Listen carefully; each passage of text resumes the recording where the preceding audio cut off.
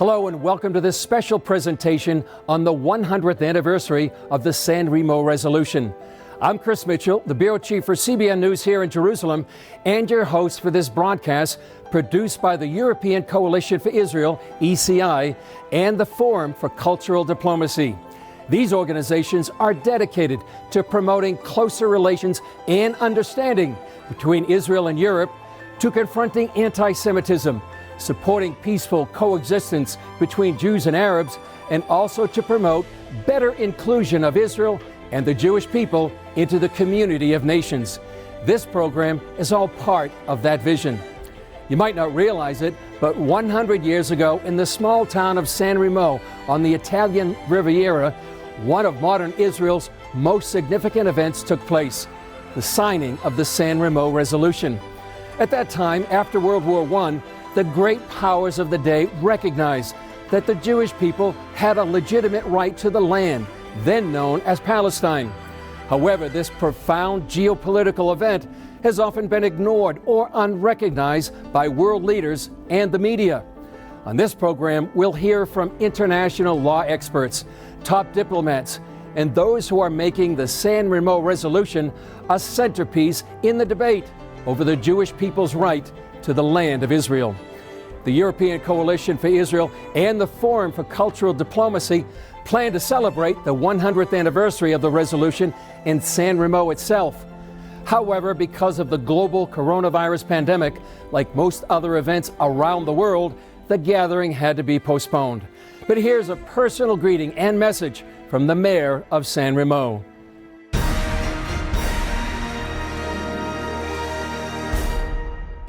Greeting to you all. Shalom. Aleichem.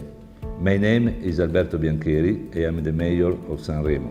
Exactly 100 years ago, our small and beautiful town was at the center of the world history. It was the place where leaders met to rebuild the world following the devastation of World War I. They met in San Remo, Villa de Vachan, in 1920, from April 19 to April 26. And it was here they decided that the people of the Middle East, both Arab and Jews, had the right to self-determination, paving the way for the creation of their nation-states. For this reason, San Remo is rightly understood as the birthplace of the State of Israel.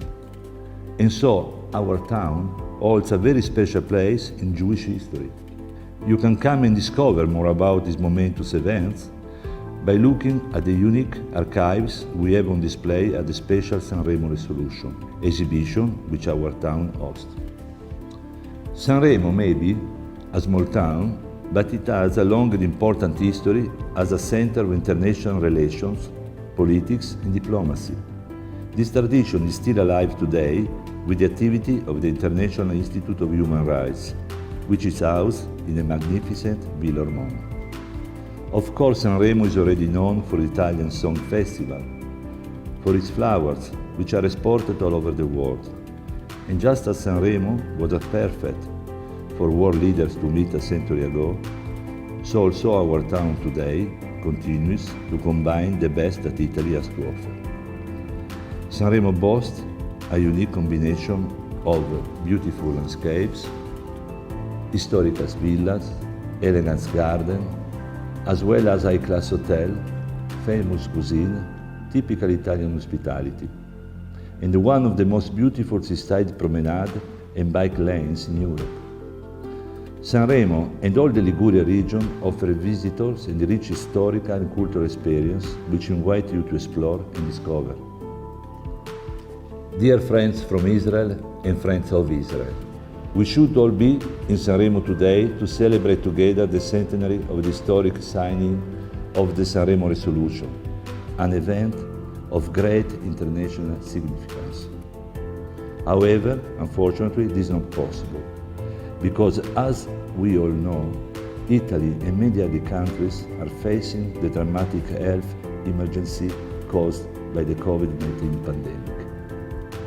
But one day, and hopefully soon, this pandemic will be over and we can all return to the normal life and even travel. And when that day comes, it will be my pleasure to welcome you to our beautiful town. Dear friends, I look forward to meet you soon. I cannot wait to offer you the hospitality of our community.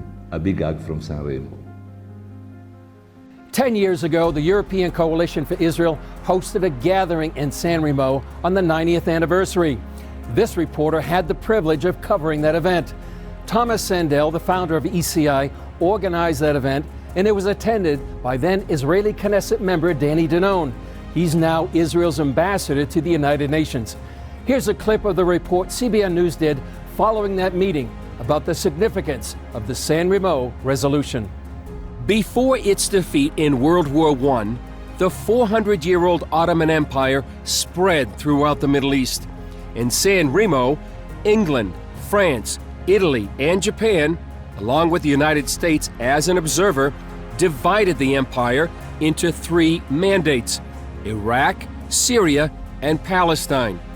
France would oversee Syria, while Iraq and Palestine fell under Great Britain. The resolution also included the Balfour Declaration, written by England's Lord Balfour in 1917, which called for the establishment in Palestine of a national home for the Jewish people. One English diplomat, Lord Curzon, called it Israel's Magna Carta.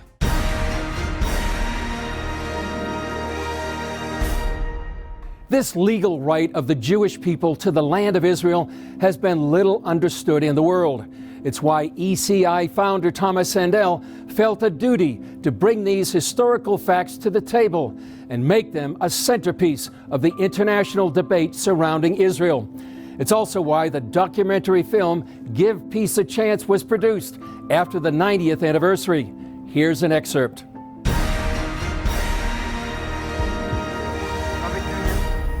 Yes. United Kingdom? Abstain? United States? Yes. Resolution of the DUC Committee for Palestine was adopted by 33 votes, 13 against, 10 abstentions.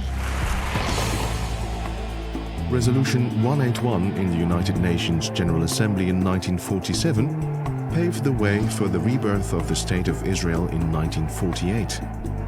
However, did this give Israel legitimacy? The answer is no. Generally speaking, in international law, General Assembly resolutions are not binding.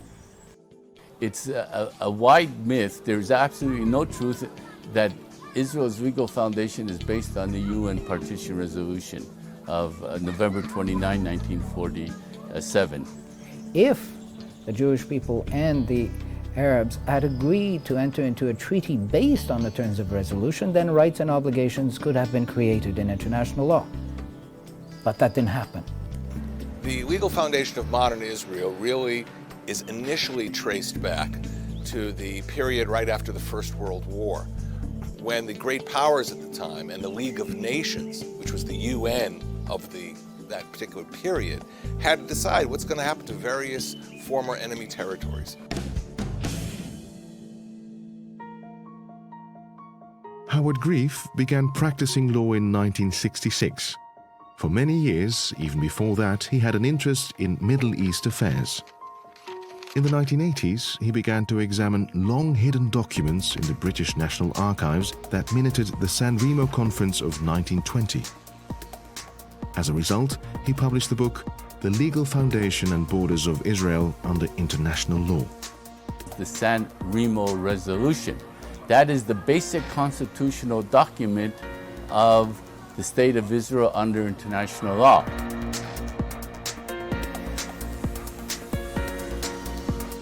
San Remo, the Villa de Vachon. This is the place where legal rights were granted. This is the place where legal rights were given to both the Jewish people and the Arab people. Dr. Jacques Gauthier is an international human rights lawyer. For more than 25 years, his focus has been the legal status of Jerusalem under international law, which was the subject of his doctoral thesis.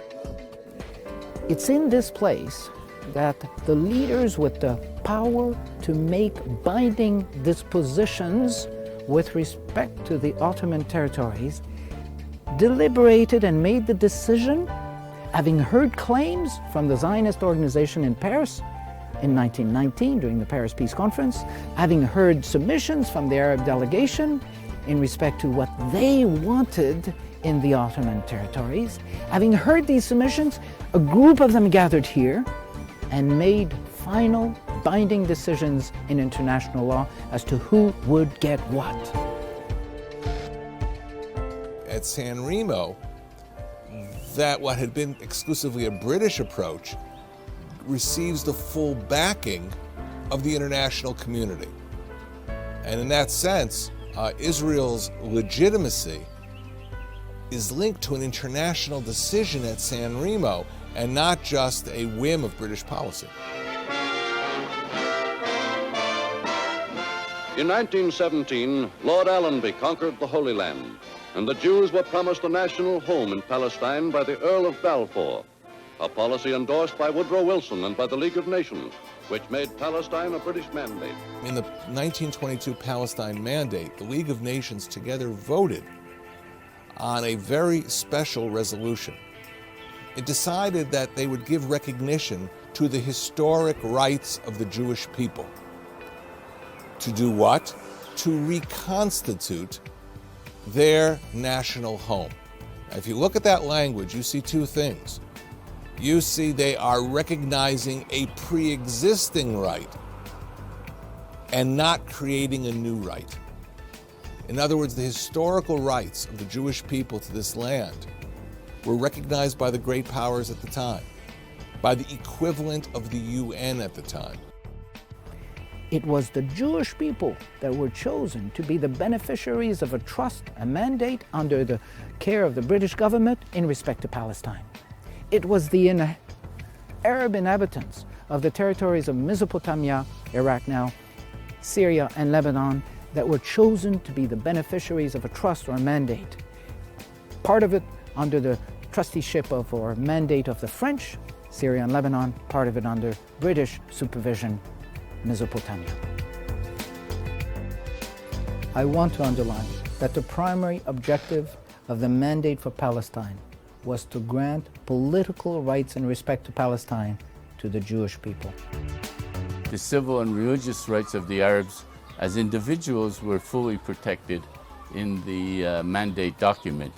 But insofar as the national and collective rights and the collective political rights were concerned, these were reserved exclusively for the Jewish people because the Arabs were given those same rights, not in Palestine, but in the neighboring countries. And that is why today you have 21 Arab states and one Jewish state. The Second World War brought about the demise of the League of Nations. It was superseded by the United Nations in 1945. The Charter of the United Nations, which you are now signing, is a solid structure upon which we can build for a better world. How does this affect the rights of the Jewish people under international law? In the final resolution passed by the League in April of 1946, it is specified that the intent is that after the dissolution of the League, it is necessary to continue to look after the well-being and the development of the people concerned in each mandate. And for Palestine, that meant the Jewish people. So the rights that were recognized as inhering in the Jewish people were preserved by Article 80. There's nothing in the Charter which is to be construed in or by itself as taking away or altering the rights given to any people prior to the establishment of the United Nations. And I refer, for instance, to Article 80 of the Charter.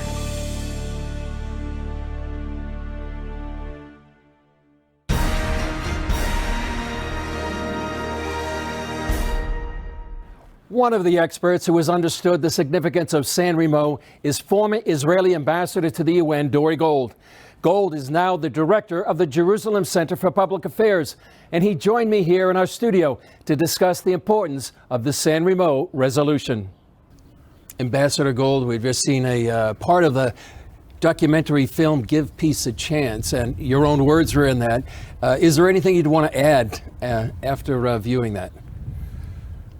I think we're in a period, the last, 5-10 years, where our adversaries, the adversaries of Israel, have been trying to deny Israel its legitimacy. It has no right to be here. If it's here, it's just because it was strong enough to defeat its enemies. I think what the film does and what the reference to San Remo does is it shows, in fact, the creation of a Jewish national home was widely backed by the international community way back then. So, going back 10 years, that documentary came out about 10 years ago. Has anything changed diplomatically, the status of the state of Israel? Well, there are a number of important changes. I think the most important one is the election of Donald Trump as President of the United States. Whatever people thought of the Trump administration at the very beginning, with respect to Israel, he's been its greatest defender. With respect to Jerusalem, with respect to the Golan Heights, and with respect to the security of the state. And there may be others out there who will join him in his positions. But right now, that stands out for most Israelis. 10 years ago, you were concerned about a unilateral declaration of a Palestinian state. And what has changed in those 10 years in that regard? There still is a danger that the Palestinians will go the unilateral track. And the Oslo agreements are pretty specific about this. That the parties are not supposed to undertake unilateral initiatives.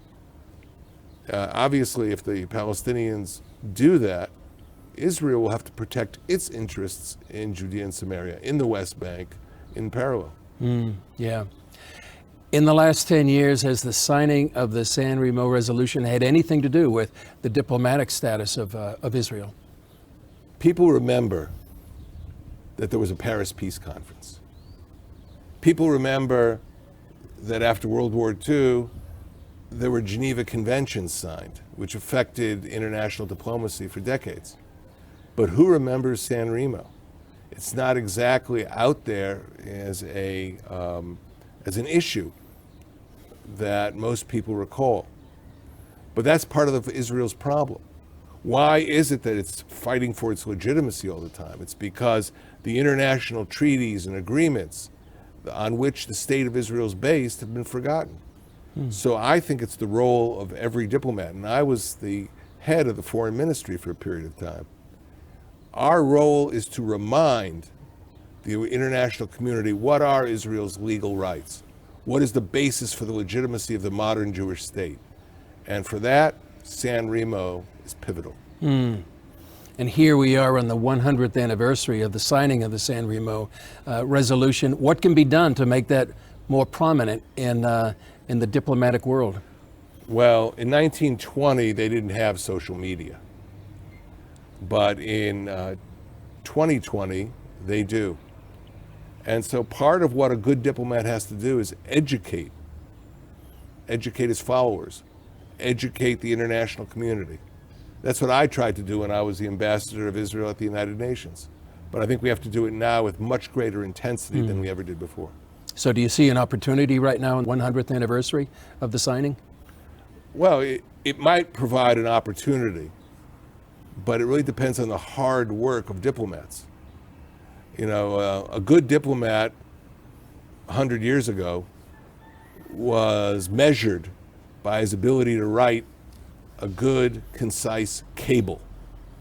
A good diplomat today is measured by his ability to protect his country's rights on national television.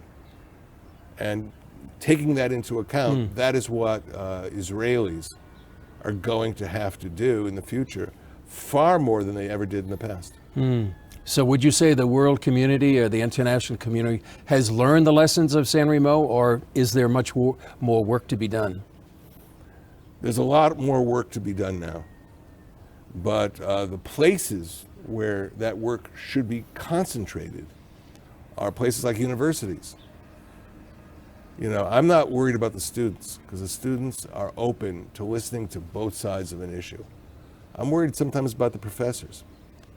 And that is something that Israeli diplomats, Israeli ex-diplomats are gonna have to focus on in the next period of time as we move from the 100th anniversary of San Remo forward. You know, when I was reading about that period in history, we have a mandate for Syria, we have a mandate for Iraq, we have a mandate for Palestine. In the last 100 years, there seems to be no issue about the Syrian or the Iraqi mandate, but only about the Palestinian mandate to the British. Why do you believe that is? Well, there are a number of reasons why that issue has come up. Israel's adversaries have been trying to rob Israel of its legitimacy, of its right to exist. They use international history, they think, to their own advantage. But I think now people will have to learn this history properly and not allow some professor or some media figure to distort what went on 100 years ago. 100 years ago, it was clear as day that the restoration of a Jewish national home was supported by the majority of countries in the world. That was essentially the essence of the Palestine Mandate of the League of Nations. And that reaffirmation of Jewish historical rights was retained by the United Nations in Article 80 of the UN Charter. So I think our people have to learn international history a little bit better and then use it on every occasion, on television, in social media, and wherever that history can be told. You mentioned Article 80. Article 80 is actually pivotal, isn't it? And it's mentioned in the documentary as well, to the status of the State of Israel. Well, what happened was you have the rights of the Jewish people to restore, to reconstitute their ancient homeland. And then somebody could say, well, wait a minute, those rights were granted by the League of Nations. After World War II, a new body replaces the League. It's the United Nations. So maybe those resolutions from the League are irrelevant. The UN, when it was founded, recognized that arguments like that might be made. And therefore, they incorporated into the UN Charter, they incorporated Article 80, which basically said all of the rights that were recognized years ago that contain rights for the peoples of the Middle East and the rest of the world, those rights carry over to the UN period. So the rights that we have, which we can easily point to, are now part of modern history and not just ancient history. Final question, Ambassador Gold. 100 years after the signing of the San Remo Resolution, say you're back at the UN yourself, what would you do to make sure that the San Remo Resolution was prominent in the minds and hearts of diplomats around the world? Well, the first thing you have to do is get a photocopy of it and make sure it's on the desk of every UN delegation. I used to do that when I was at the UN and point out that this is how the world community viewed the rights of the Jewish people way back in 1920. And then show through Article 80 that those rights were never suffocated, were never removed, were never erased, but are there today. And should be a guide for policy in the future. Ambassador Gold, appreciate your expertise very much. Welcome.